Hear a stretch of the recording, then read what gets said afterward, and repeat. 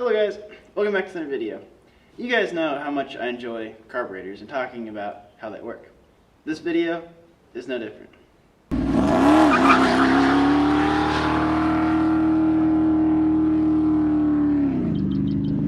While I was at the FE Racing reunion, I had a guy walk up to me and ask me about my engine build and everything under the hood, right?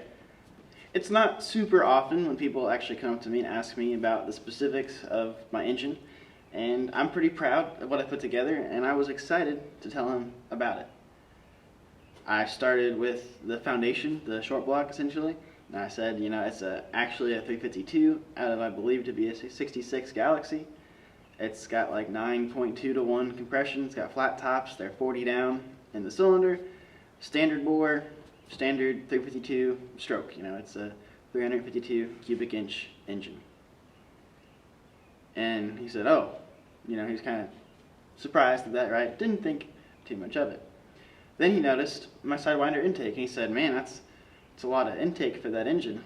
He said, I don't think that's a real good combination there. And I said, well, I mean, it seems to run, you know, pretty good, if you ask me. Next, I told him that I was running C8 AEH truck heads. You know, they're the later low riser port, which has been, you know, which is raised a little bit compared to the original low riser port, so it's smaller, and they're, you know, standard FE size valves. I did a little bit of port work on the exhaust, basically just got rid of casting flash more or less and tried to smooth out a couple areas. And he said, oh man, those heads are terrible. I mean, he actually said that, and he said that's a terrible combination with that Sidewinder intake. That will not run. That won't work. I mean, he actually said those things. And I want to make this video because I don't think he's right, and I want to show you guys my thoughts behind why I think this combination would work. I've done a whole video on this, but the later style low rise heads match perfectly with the medium riser Sidewinder intake. I had to cut a set of gaskets to make it perfectly fit my port matching, but I have the gaskets cut correctly, or I have the gaskets, you know, shaped correctly to the intake port on the cylinder head, and the cylinder head port matches the port on the intake manifold. That intake manifold has never been ported. That's running stock ports. I've never took a die grinder to them or anything. Never polished them. Someone opened up the plenum on this one a little bit, but it was very minimal. It's like they started to and then didn't finish it. So I believe my intake and head situation is pretty good. It's still a dual plane intake. Yeah, it has a lot of plenum volume, but it doesn't seem to cause any problems. I can stomp on the gas from a standstill and it'll take off. It kind of, you know, it's still 352. It's not a rocket ship, but it's not bad either. So lastly, he asked me what carburetor I had topping the whole system, and I said, well, it's an 800 CFM double pumper. And he said, he was just, I mean, the look on his face, like I told you that I killed his cat or something. It was hilarious. And he said, that's terrible. Why, how does that run? You know, I don't understand. And he's like, that's way too much CFM for your combination. And I was like, well, at that point I was kind of, I don't know, fed up with him or something to that effect. I just was kind of done talking to him at this point. If he didn't have anything nice to say or any advice for me, you know, I didn't really care. And I was like, well, I mean, it seems to run pretty good to me. I've done a couple tuning things to it. I have a Thompson Power Blast plate on the primary accelerator pump, and that helped a lot with things. And I changed the cams around and jetted it up and down a little different. I got different power valves than I used to have in it. You know, I told him I have an air fuel sensor, and I can see the air fuel ratio I was really happy with the tune before the O2 sensor went out. And lastly, he asked me what cam I had. And some of you guys remember the cam software did. It's like a comp cams. It's like 292 duration. It's got a large intake exhaust split on the lift and duration. But it's something like, I don't know, 480 gross lift on the intake and 470 on the exhaust. It's somewhere around there. It's a really mild cam. It's just a little bit beefier than the 390 GT cam was. So why did he say those things? That's what I want this video to be about. Why did he say that was too much CFM? What makes people think that too much CFM is bad? That's what I want to get into today. A lot of people make videos explaining how more CFM doesn't hurt anything. But if we think that more CFM is fine for carburetors, then where did it come from in the first place that we can't run that much CFM to start with? Since when did people say a 600 CFM carburetor is more than enough for a big block, a 454, or I'm just giving examples. You can't run anything bigger than a 600 CFM on this combination. Where did that come from? Why do people say that? That's kind of what I want this video to be about. So as many of you guys probably know, an engine is a vacuum pump and it sucks air through the carburetor and pushes it out the exhaust. The carburetor mixes air and fuel together, mixes the fuel with the air in a very precise, very mechanical, always exactly the same every time manner. It'll always do the same thing it's ever been done, unless you go in there and change the jets, or if something's actually broken on it, like throttle shaft bushings. Okay, so we've established that an engine is a vacuum pump. This is a fuel-injected engine, but the intake is pretty easy to look at, so we can use this as our example here. Pretend this throttle body is a carburetor, and a carburetor needs a vacuum signal. It needs a vacuum signal before a metered amount of fuel can be pulled through it into the plenum and then into the cylinder that started the vacuum signal in the first place. The plenum is where all the vacuum signals merge from the cylinders. It's going to cause an area of low pressure in this intake manifold, causing a vacuum, and then obviously a vacuum signal to our carburetor. The carburetor is going to be like, okay, there's a vacuum signal, that means we need to give fuel. So it's going to push fuel, or it's going to let fuel get pulled into the plenum. It's firing the intake charge, and then blowing out the exhaust, and then sucking another charge in. Out of this plenum, out of the carburetor. The carburetor just meters the amount of fuel and air that goes into the plenum. Now that we understand that the engine creates vacuum signals, we need to understand a transmission. Your transmission is responsible for putting the engine's power to the rear axle, to the wheels, more or less, right? And the reason this is important is because an automatic transmission especially, not necessarily a manual transmission, but especially an automatic, they have these things called torque converters. Instead of a clutch, it has a torque converter. And the engine is spinning the torque converter, which is basically a fan inside another fan full of fluid. You guys can watch a whole other list of videos on how torque converters work. But essentially, the torque converter allows the engine and transmission to spin at different speeds. The torque converter is spinning this input shaft. The torque converter would go in this hole here, and this is the input shaft. Torque converters are rated at different stall speeds.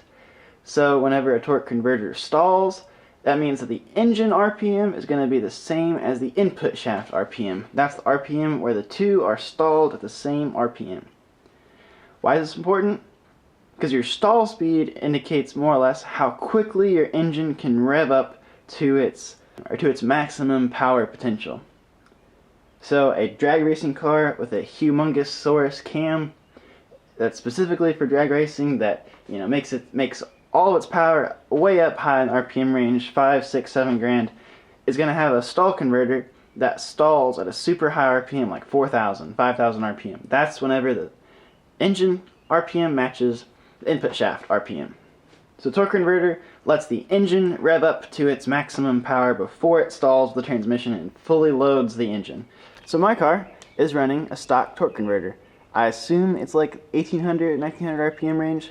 So that means that the torque converter will completely stall-ish at 1800 or so RPM. So it doesn't let the engine rev up a whole bunch of RPMs before it fully loads the engine, before it puts the full weight of the car, the axle, and the whole shebang on the engine for it to move. Now, either one of two things have happened. You've followed along with what I'm saying, or you've completely lost you.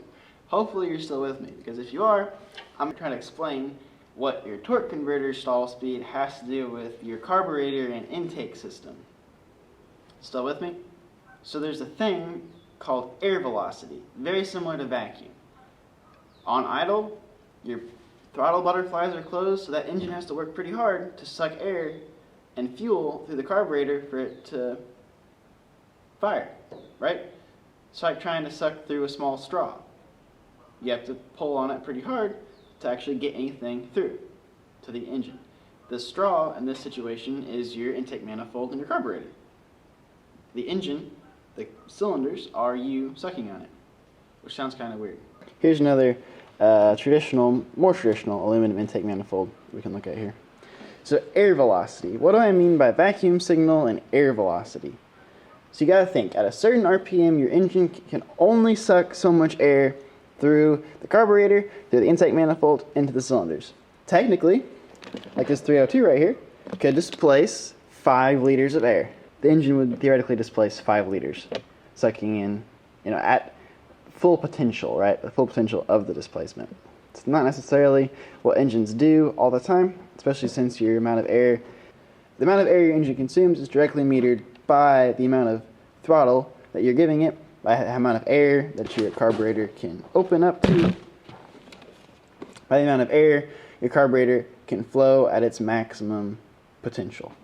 So on idle, even though your engine can produce a lot of vacuum, the intake pulses, the vacuum signals, are fewer and farther between. But because the throttle blades are closed so much, it doesn't let much air in the first place, therefore it's not a big deal.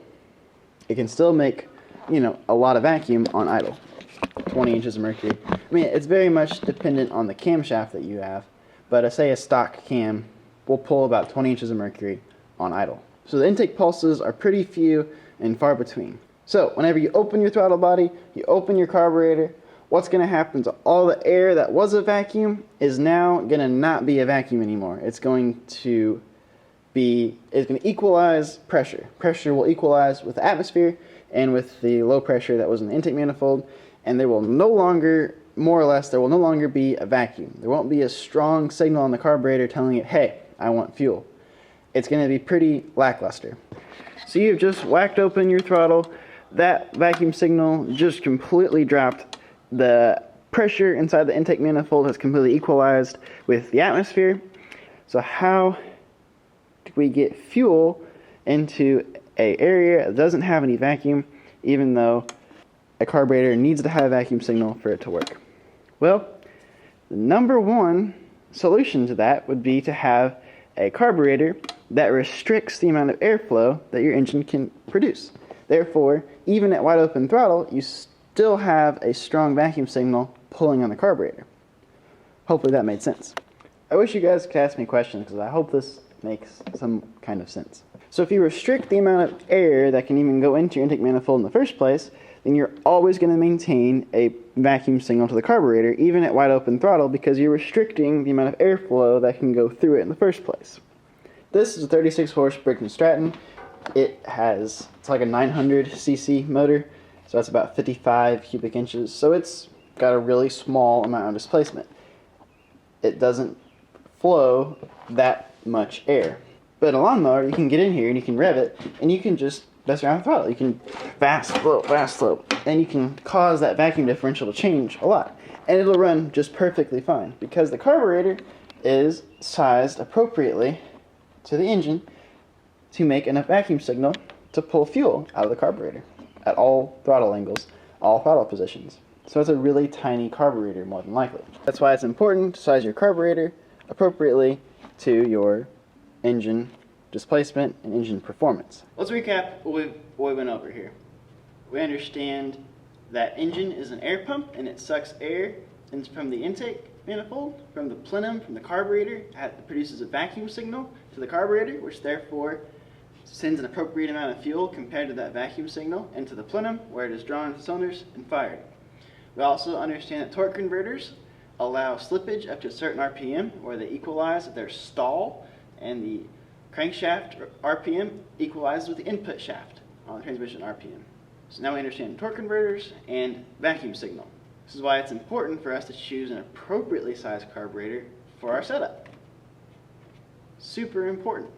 The carburetor controls how much air your engine consumes in the first place, so the performance is 100% dictated by your carburetor. Let's go to a wide open throttle scenario. You were at idle, you were pulling 20 inches of mercury.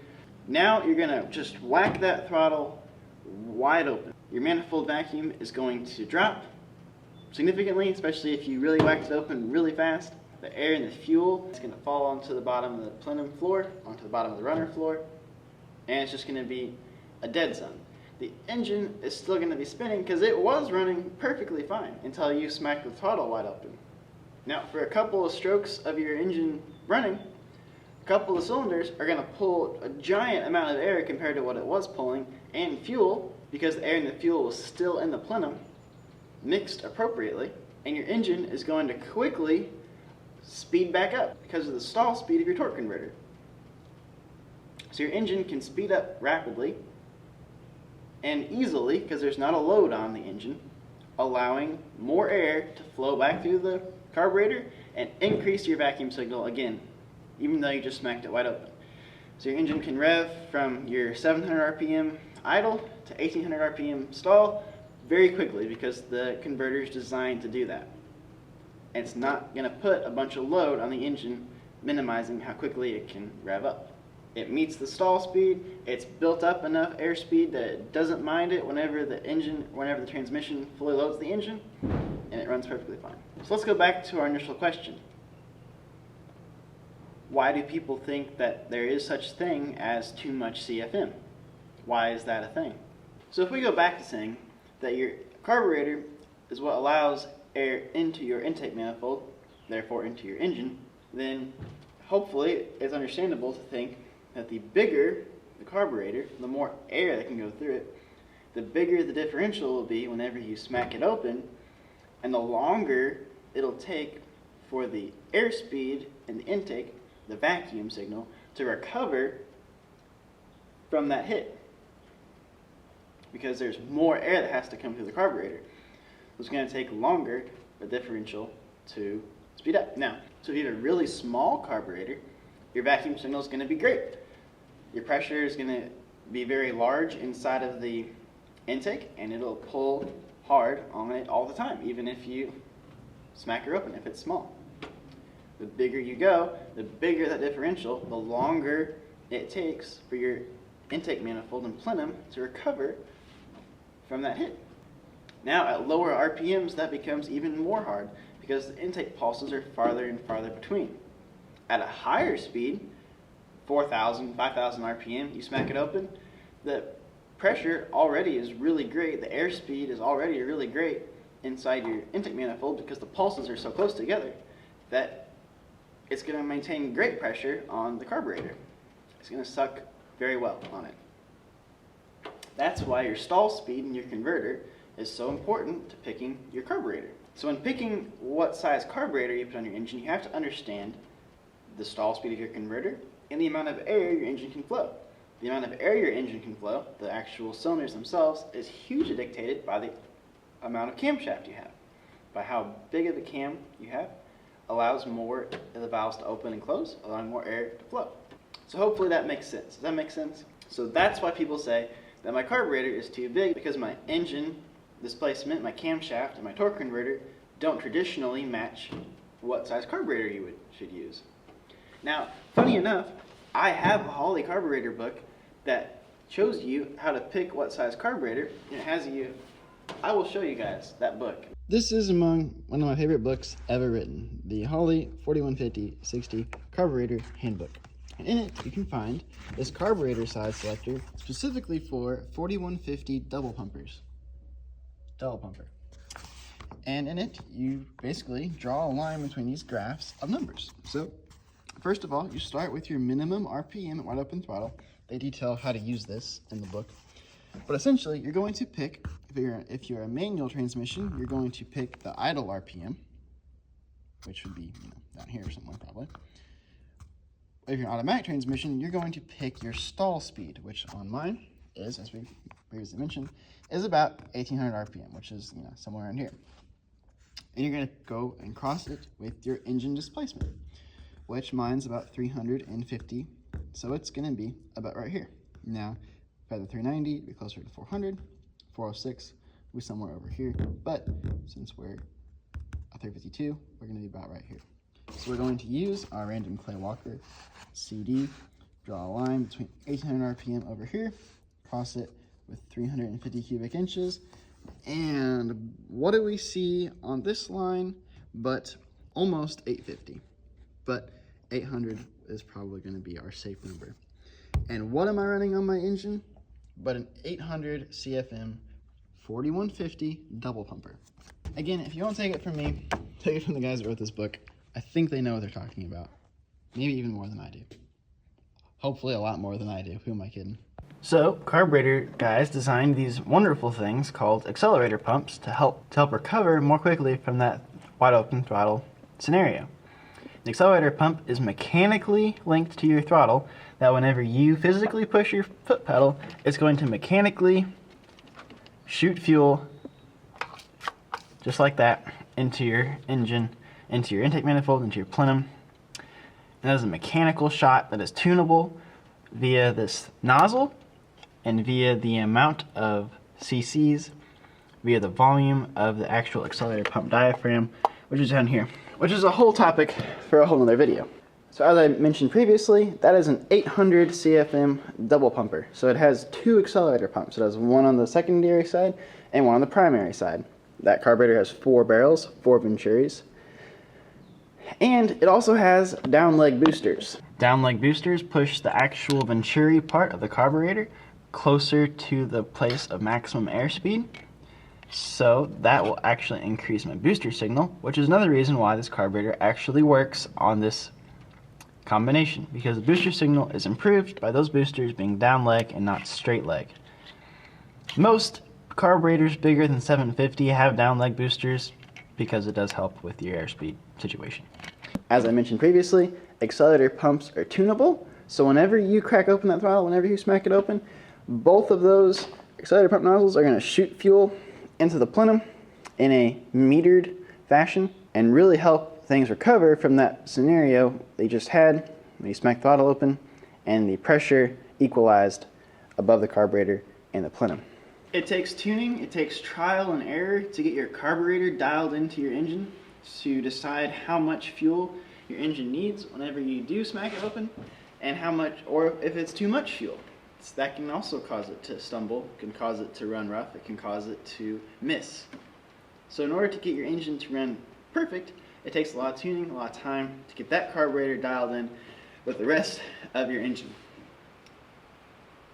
But if it wasn't for accelerator pumps, that carburetor would not work on this engine because it's too big. The vacuum signal is quite small compared to how much CFM this carburetor can flow, but because it has down leg boosters and 2 big accelerator pumps that I've changed the nozzles on and added a Thompson Power Blast plate to the primaries to help atomization, but because of taking the time to tune both of those accelerator pumps, to tune how it runs, you can set it at a standstill and punch it, and it'll go. And it won't backfire at the carburetor because it actually has enough fuel. And then all the guys with their 600 CFM secondary carburetors who think they're going to beat you in this drag race because they don't know you took the time to set up your carburetor right with your engine, and they just stuck a 600 CFM vacuum secondary on there, and they start losing and wonder why, you can just tell them that, hey, it's because I've actually tuned my carburetor in a little bit. Okay, that's being kind of mean, but hopefully you get the point. Oh my gosh, I drove 400 miles round trip to go to the racing game and it doesn't run. When that guy told me that, when he said those things to me, it kind of made me mad. If you're one of those guys, maybe ask for a little bit of thought behind it before you go and pointing out how bad someone else's build is.